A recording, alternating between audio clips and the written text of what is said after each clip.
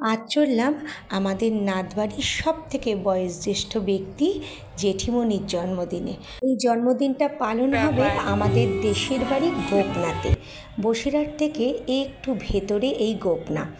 এখানে আমাদের 3 দাদু থাকতেন এবং ঠাম্মারাও থাকতেন। আমার শাশুড়ি মায়েদের মুখ থেকে শোনা এখানে নাকি 500 বিঘে জমি করেছিলেন আমার দাদু শ্বশুরেরা।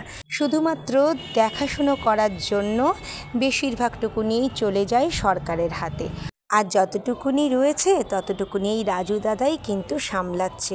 রাজু দাদা হলো জেঠিমণির একমাত্র ছেলে, তাই রাজু দাদাই ঠিক করেছে লুকিয়ে লুকিয়ে কাউকে না জানিয়ে যে মায়ের একটা জন্মদিন পালন করব 75 বছর উপলক্ষে, এবং অনেক বড় করে করব যাতে সবাই আমরা এখানে আসতে পারি, আনন্দ করতে পারি। তোমাদের এবার স্টলের কথাগুলো বলি। ঢুকতেই তোমাদেরকে দেখিয়েছিলাম পাশেই কিন্তু ফাংশান হচ্ছে, যার জন্য আমি পুরো ভিডিওটাকে মিউট করে আলাদা করে ভয়েস দিয়ে তোমাদের সঙ্গে গল্প করছি। স্টার্টারে অনেক কিছু করেছিল, ফিশ বল রেখেছিল, ফুচকা করেছিল, আর তার সঙ্গে কিন্তু করেছিল জিলিপি।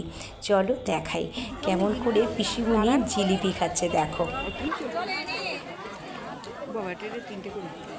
জিলিপি খাবে না?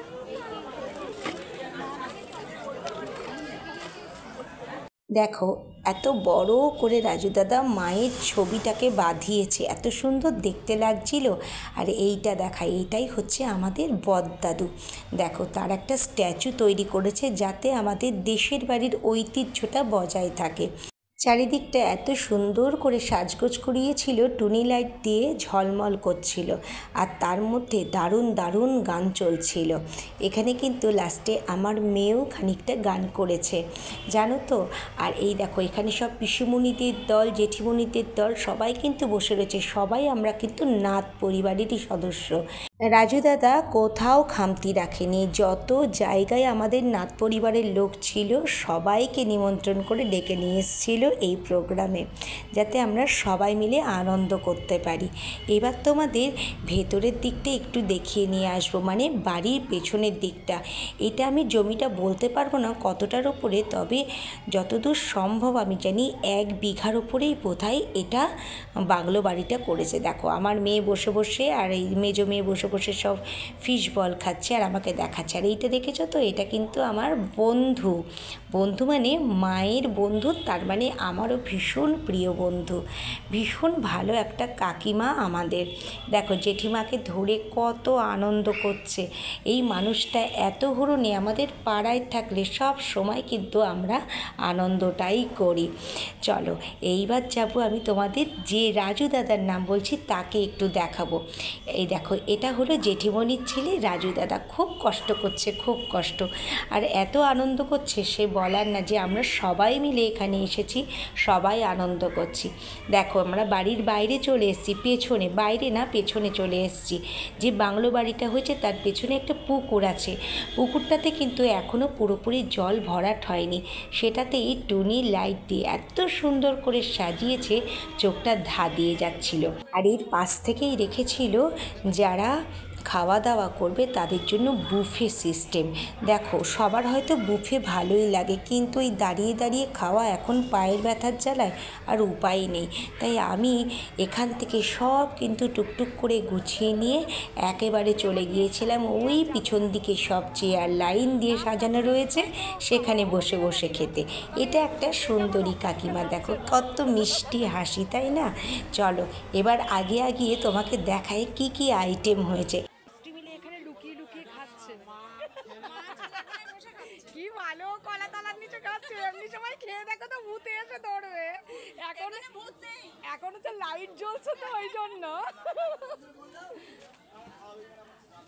এটা যেহেতু গ্রামের বাংলো বাগান বাড়ি, তাই কিন্তু চারিদিকে কলা বাগানে ভর্তি।